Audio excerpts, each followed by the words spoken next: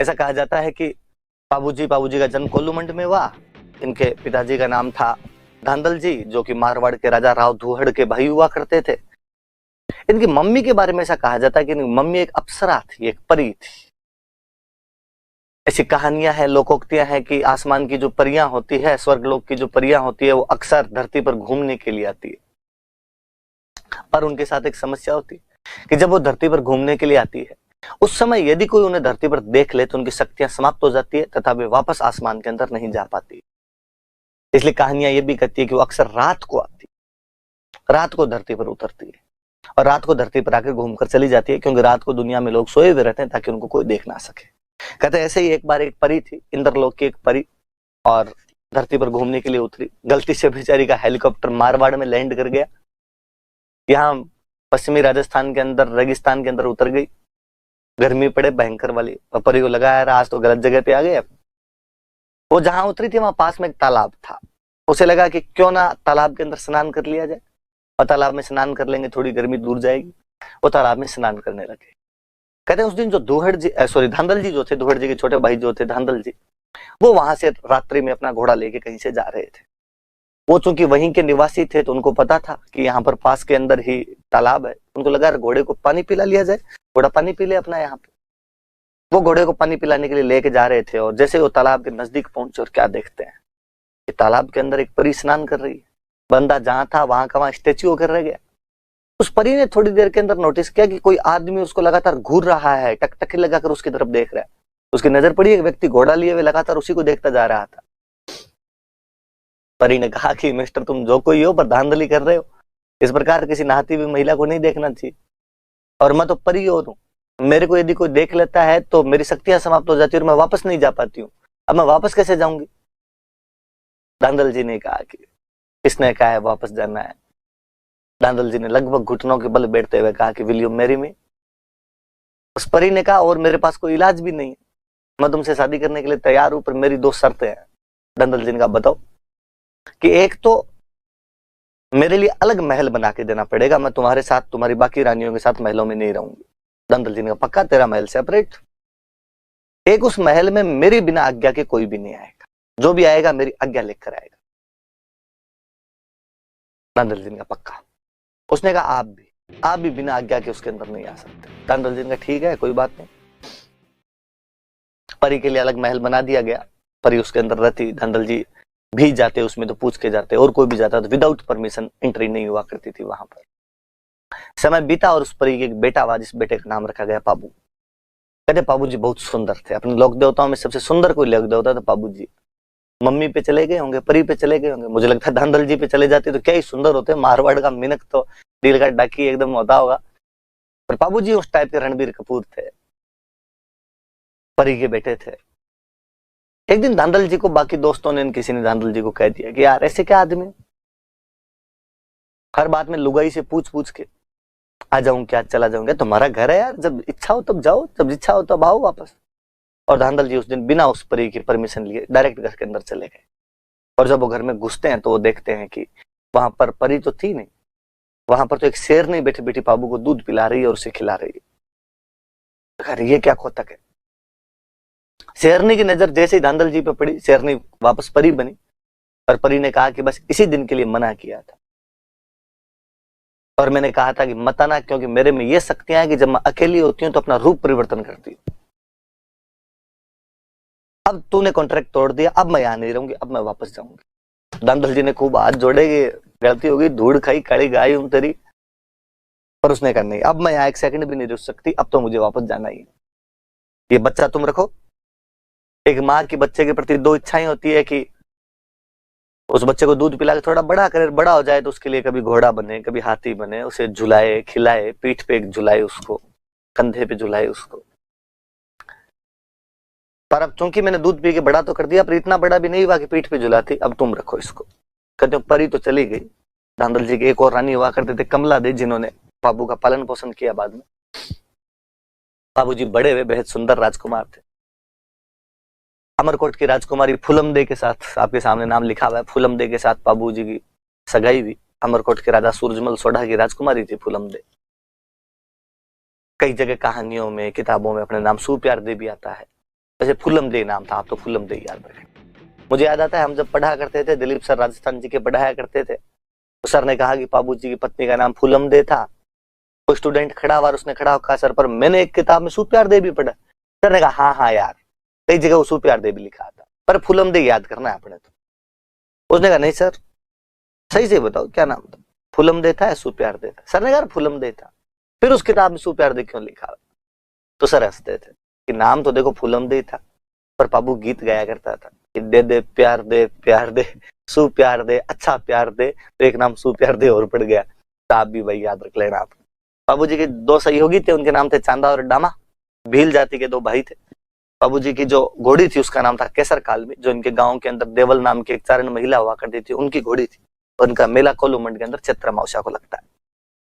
कहा जाता है कि बाबूजी सगाई हो गई, शादी का दिन आया, बाबूजी तैयार हुए, शेरवानी पहनी, बिनोटे पहने, साफा बांधा, सिर पे कलंगी, तुर्रा, एंटीना सब लगाए, फूटने लगे बाबूजी। ये तो बींद वैसे सुंदर लगता है, कोई हो बींद बनता उस दिन सुंदर ही लगता है।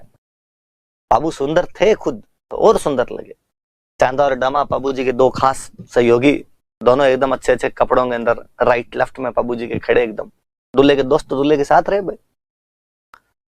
और चांदा डामा ने बाबूजी अगर बाबूजी यार बाकी सब चीजें जोरदार है, टनाटन है, क्या बींद लग रहे हो, अमरकोट के छज्जे तोड़ दोगे आज। आज आपको देखने के लिए अमरकोट की महिलाएं हवेलियों के छज्जों पर आके देखेगी, दूरबीन लगा लगा के आपको छज्जे टूट जाएंगे आज, इतनी महिलाएं इकट्ठी होगी। पर यार बाबूजी एक लफड़ा है अपने पास, क्या अच्छी घोड़ी नहीं है अपने पास यार, बींद के नीचे घोड़ी तो अच्छी होनी चाहिए। बाबूजी ने कहा यार अब घोड़े तो अपने पास जो है इनमें से लेके जाना पड़ेगा।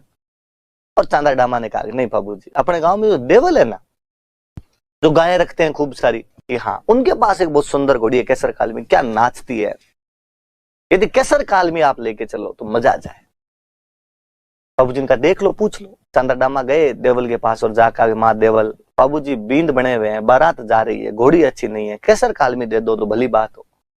देवल ने मना किया। देवल ने कहा मेरे पास गायें हैं, गायें चराने के लिए ग्वाला जाता है तो घोड़ी लेके जाता है, कल को खुदा ना खास्ता गायों की लूटपाट हो जाए। पहले गायों की लूट बहुत हुआ करती, ग्वाले के पास में घोड़ी होगी, फटाफट गांव तो आएगा वापस, गांव आके बताएगा तो सही कि साहब लूटपाट हो गई, वापस गांव से जनता जाए, सैनिक जाए तैयार होके, घोड़ी को बचा सॉरी गायों को बचा के लेके आए। घोड़ी नहीं होगी तब तक लुटेरे पता नहीं कहां के कहां पहुंच जाएंगे। और बाबूजी की बारात ठेठ अमरकोट जाएगी, जाने में आने में कितना टाइम लगे, मैं घोड़ी नहीं दूं। चांदा डामा वापस आए, बाबू का बाबूजी आप खुद जाके एक बार ट्राई करो तो देवल दे सकती है, वरना तो नहीं दे। बाबूजी ने कहा मैं ट्राई कर लेता हूं।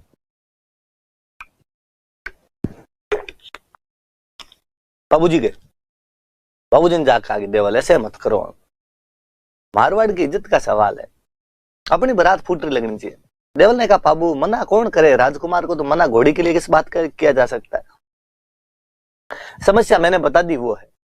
बाबू ने कहा माँ देवल माँ आपको वचन देता हूं कि यदि आपकी गायों की लूटपाट हो जाए तो आप तो एक मैसेज मेरे को कर देना, मैं आऊंगा जिस हालत में उस हालत में आऊंगा और आपकी गायें बचा के लाऊंगा। यदि बीच रास्ते में समाचार मिला तो हम तो अमरकोट जाएंगे नहीं, रास्ते से वापस आ जाएंगे। अमरकोट चले गए, तोरण मार रहा वार पता चला तो तोरण मारता बीच में आऊंगा, फेरे बैठा हुआ तो फेरों में बैठा बीच में आऊंगा, स्नान करता हुआ स्नान करता बीच में आऊंगा, खाना खाता हुआ तो खाना खाता बीच में आऊंगा। आपकी गायों की रक्षा जिम्मेदारी मेरी है, वचन दे रहा हूं मैं आपको। और देवल ने कहते हैं कि घोड़ी देती। बाबूजी केसर कालमी लेके गए, वाकई बाबूजी क्या केसर कालमी पे फूटरे लगे। अमरकोट में उन्होंने रिकॉर्ड तोड़ दिए थे उस दिन, दूर दूर तक यूं गांव के पुरुष महिलाएं देखने के लिए बाबूजी को जुटे। अमरकोट वाले सोडे तो इस बात से जल भुन गए थे यार, इतनी क्या तारीफ, जितनी तारीफ दूल्हे की उतनी तारीफ घोड़ी की। कहानियां कहती है अपने की, अमरकोट वाले सोडो ने कहा कि ऐसी क्या घोड़ी की तारीफ कर रहे हो, हमारे घोड़े से दौड़ करवा के देख लो। बाबूजी ने कहा यार ये बात तो मत बोलो, हमारी घोड़ी इतने किलोमीटर चला के, तुम्हारे घोड़े फ्रेश है, 2 दिन रुको फिर करवा लेना दौड़। उनका बहस डर गए। बाबूजी ने कहा लाओ देखे। बाबूजी केसर कालमी पे बैठे, उनका साला दूसरे घोड़े पर बैठा, दौड़ करवाई, केसर कालमी जीती। केसर कालमी की और चर्चे। अमरकोट वाला सोडो ने कहा यार अपमान का बदला तो लेना पड़ेगा इसका। बाबूजी तोरण मारने के लिए गए, तोरण बहुत ऊंचा बांधा। अब देखते हैं बाबूजी तोरण कैसे मारेंगे। इस हिंदी का मुहावरा है, तोरण मारना मतलब शक्ति प्रदर्शन करना। पहले अक्सर एक राजकुमारी से शादी के लिए 3-4 जगह से बारात चली जाया करती, तो ऊंचा तोरण बांधते, कि जो तोरण मार देगा उसके साथ शादी कर दी जाएगी। आजकल तो ये भगवान जाने क्या चीजें हुई है, तोरण नीचा सा बांधते हैं, उस पे दुल्ले से टच होता नहीं है, कई बार तो और नीचा सरका देते हैं, लो जो ऐसा आराम से लगा लो आप। तो ना तोरण मारने बड़ी चीज हुआ करती थी। आज भी गांव में कोई आदमी ज्यादा बोलता है मैंने ये कर दिया वो कर दिया, बूढ़ी कह देते हैं यार देखे मेरे कौन से तोरण मारे हैं। जो बाबूजी का तोरण ऊंचा बांधा, बाबूजी जैसे गए तोरण देखा ना, बाबूजी लगा मरा दिया। इतना ऊंचा तोरण मारा कैसे जाएगा। इतना ऊंचा तोरण मारने का एक ही तरीका है कि घोड़ी अपने अगले दोनों पैरों पे खड़ी हो जाए, अगले दोनों पैर खड़े कर ले, पिछले दोनों पैरों पे टिकी रहे। हवा के अंदर घोड़ी यदि झूल जाए तो बाबूजी खड़े होकर उस पर तोरण मार सकते। अमरकोट वाले खड़े खड़े हंसेगा। अब बता, बड़ी चर्चा कर रहे थे कैसर कालमी है, कैसर कालमी है। घोड़ी पूरी खड़ी हो नहीं, खड़ी नहीं हो तब तक तोरण लगे। बाबूजी कैसर कालमी पे हाथ फेरते हैं, हाथ फेरते हुए जैसे उसको कहते हैं कि मत ना दीजिए कैसर थारो मारो पोत, कि कैसर आज तेरा और मेरा पोत मत दे देना, भेद मत दे देना, बेइज्जती मत करवा देना, मत ना लजाए आज राठौड़ा री जात दी, आज राठौड़ों की जाति को तू लज्जित मत कर देना, आज कैसर कैसे न कैसे करके इज्जत बचा। तो ढोल बजा रहा होता लड़का, उसको बाबूजी फिर कहते हैं कि ढोली रा छोरा तू तो मदरो ढोल बजा, धीमा धीमा ढोल बजा, कोई ढोल रे धमाके मारे कैसर घोड़ी नाच सी, तुम्हारे ढोल के धमाके से मेरी कैसर नाचेगी। उसने धीमा धीमा ढोल बजाया, कैसर नाचनी शुरू हुई। नाचती कैसर का अचानक बाबूजी ने लगाम खींची और कैसर अपने अगले दोनों पैर हवा के अंदर लहरा देती है। लहराती नहीं है, अपने दोनों पैर अमरकोट के गढ़ के कंगूरे पे टेकती है। बाबूजी आराम से तलवार टच करते हैं तोरण के। घोड़ी जब पैर नीचे उतार रही होती है तो कंगूरे की ईंटें साथ मिलाती है। इस बार बाबूजी मुस्कुराते हुए नीचे उतरे। कहानी का बड़ा जो रोमांच है, कहानी कहती है कि यह दृश्य देखकर फुलमदे की सहेलियां जल भुन गई थी और फुलमदे की सहेलियों को लगा कि काश ये हमारा होता। जब फुलमदे को ये समाचार मिले तो फुलमदे की छाती चौड़ी हो गई थी। तो मेरे वाला सरदार ये बाहर इतने बड़े बड़े कांड कर रहा है। अंदर गए, बाबूजी फेरों के अंदर बैठे। 3 फेरे लिए थे अभी तक बाबूजी ने। इतने में देवल जिनकी वो घोड़ी थी, बाल बिखेरे हुए, गालियां निकालती हुई वहीं फेरों के बीच में आ गई। मंगते मैंने पहले ही कहा था तेरे को घोड़ी मत लेके जा, मेरी गायों की लूट हो गई। तुमने कहा था ना वचन देता हूं गायों की लूट हो जाएगी तो बचाने के लिए आऊंगा। बेटा फेरे ले रहा है यहाँ पे, चल अब गाय बचा देखे मेरी। मुझे पता है वचन देने सरल है, निभाने बहुत कठिन हो जाते हैं। तुम्हारे यहाँ ब्याह करने हैं, गोठे उड़ानी है, तुम्हें बीननी लेके जानी है, देवल की गाय कौन बचाए। बाबू ने कहा धीरज धरो माँ देवल, वचन दिए बाबू ने तो बाबू गाय बचाएगा। रघुकुल रीत सदा चली आई, प्राण जाए पर वचन ना जाए। कौन ले गया तुम्हारी गाय। जायल का राजा जेंद्राव खिंची ले गया। कौन ले गया। जायल का राजा जेंद्राव खिंची मेरी गाय ले गया। बाबूजी अपने ससुराल वालों को हाथ जोड़कर माफी मांगते हैं, माफ किया जाए। वचनों में बंधा हुआ व्यक्ति हूं, देवल की गायों को बचाना प्रथम कर्तव्य है।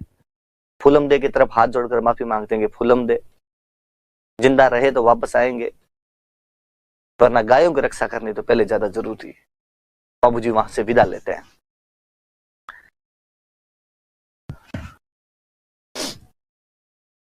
बाबूजी की फोटो है भाई।